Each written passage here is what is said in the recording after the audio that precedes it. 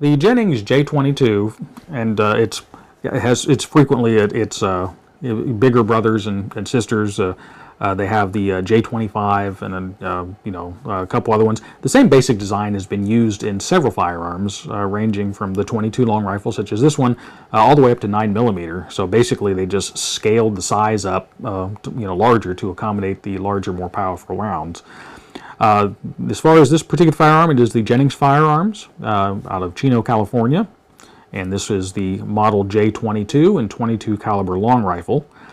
This example is in the ever popular chrome finish, and it does have the wood grips though. So overall, the lines of it doesn't look bad. It's got some gripping or grooves on the slide to be able to handle the slide. As far as other features, this particular one has a sliding safety. That was the early version, so slide it forward for fire, rearward for safe. Later versions have a rotary style that flips up and down. On this side, you have the extractor. It is an external extractor, which is powered by a small spring that's in there. The sights are just cast into the slide, both the front and the rear, so there's no adjustability for windage or elevation.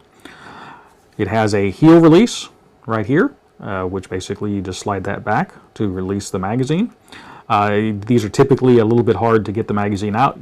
Frequently the magazines are a little stiff in there, especially with the 22 version.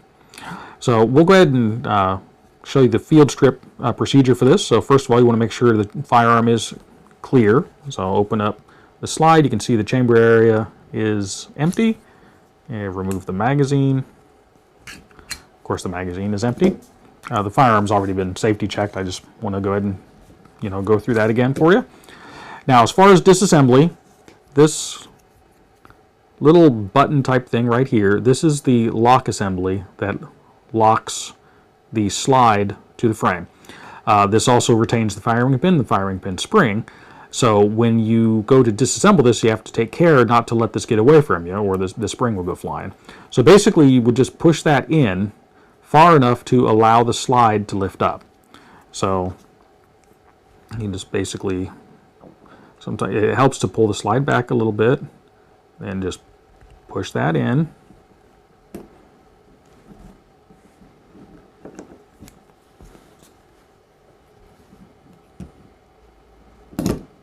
And allow it to lift forward like that.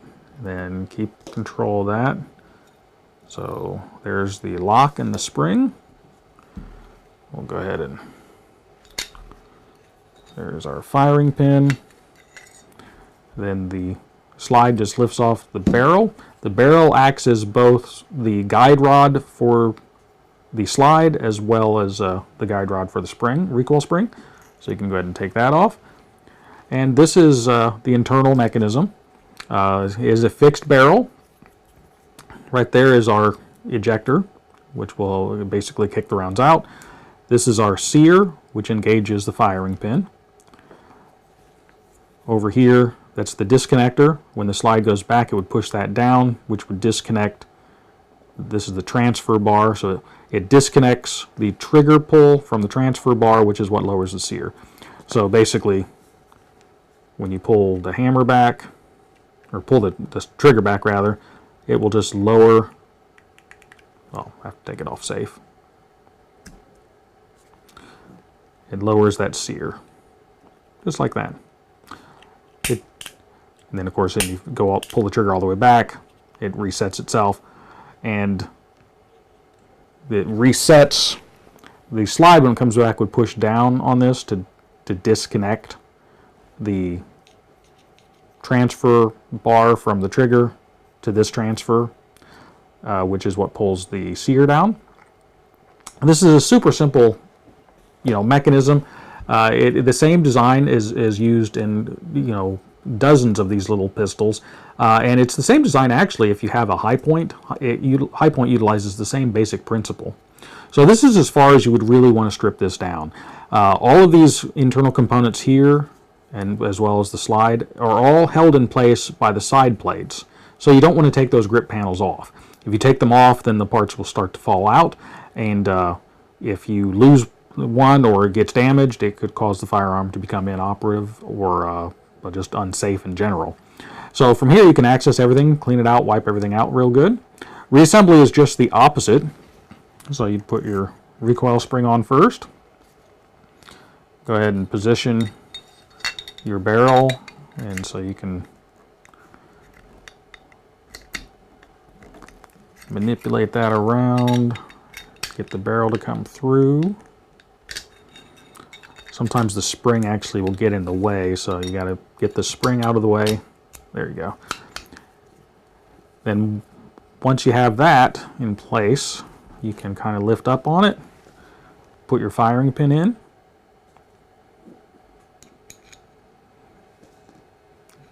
Your spring for the firing pin. Technically this is a striker. It's a striker fired firearm, so it's not, it's a striker firing pin. And then put your lock in. And then you'd want to push that down. You got to basically push that in.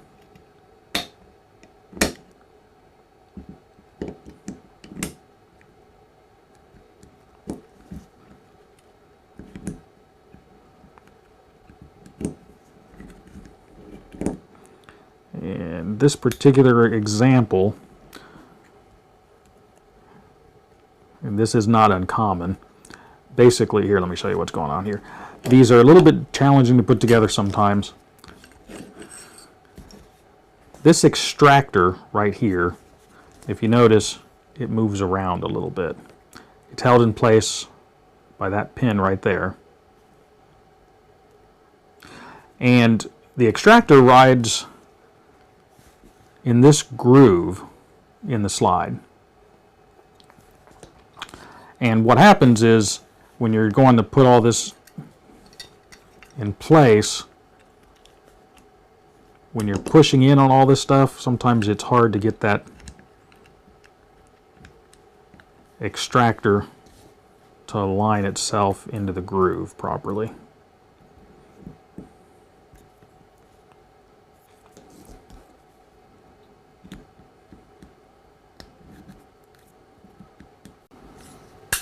There we go.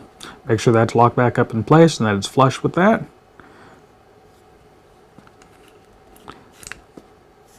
Now normally I would do a function check with this where you pull it back, and I'll go ahead and do that.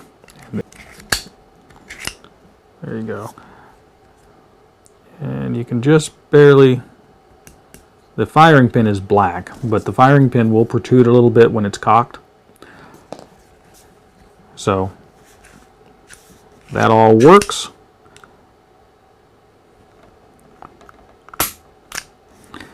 And the reason I pulled the slide back a tiny bit when I pulled the trigger was so that the firing pin wouldn't drive into the chamber face. That can cause the chamber face in these to peen out or just basically kind of expand a little bit. And then what happened is that it make a little burr that sticks down into the chamber just a tiny bit. And when the cartridge, when you fire the gun, the brass case will expand just a tiny bit from the pressure that it builds up, and that burr locks into the brass case and it won't eject the cartridge, which this particular pistol was having problems with. So it kind of turned it into a single shot pistol. So to fix that, you have to get rid of that burr, then kind of polish the chamber a little bit to get it smoothed back out. And that should take care of it. Now, I haven't been able to take this back out to the range yet to see if it's been fixed, but I think it's probably going to be okay. There again, these firearms were not known for stellar quality, so it's not unusual for them to have operational issues. So just keep that in mind. And really, it doesn't matter which permutation you have with these.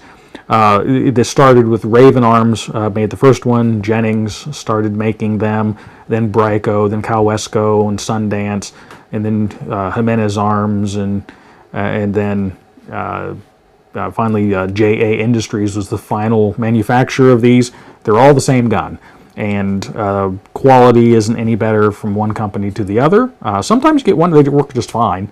Sometimes you get one that it won't really work hardly at all. So it's kind of a crapshoot, so to speak.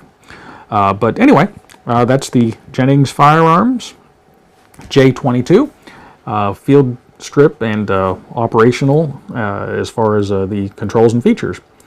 So I hope you enjoyed the video. If you like videos like this, please hit the like button, subscribe if you want to continue to see more like it, and until next time, stay safe.